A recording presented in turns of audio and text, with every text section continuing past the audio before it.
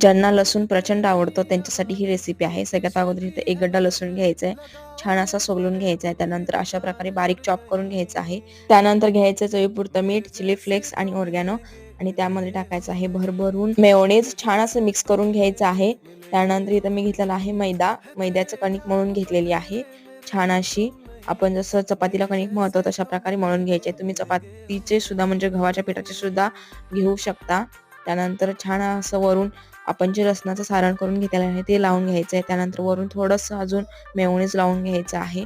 त्यानंतर पॅन घ्यायचा आहे. पॅनमध्ये बटर टाकायचं. हे घरगुती बटर आहे. याची रेसिपी अपलोड आहे. तुम्ही जाऊन एकदा नक्की बघू शकता. त्यानंतर अशा प्रकारे मस्त भाजून घ्यायचं आहे. तुम्ही बघू शकता किती छान असं दिसत आहे आणि टेस्टला सुद्धा खूप यम्मी झालंय. ज्यांना लसूण आवडतो त्यांच्यासाठी ही रेसिपी आहे. सो एकदा नक्की ट्राय करून पहा. तुम्ही बघू शकता आतून सुद्धा खूप छान आणि खाल्ल्यानंतर सुद्धा खूप मस्त लागत आहे. सो एकदा नक्की ट्राय करा आणि कमेंटमध्ये नक्की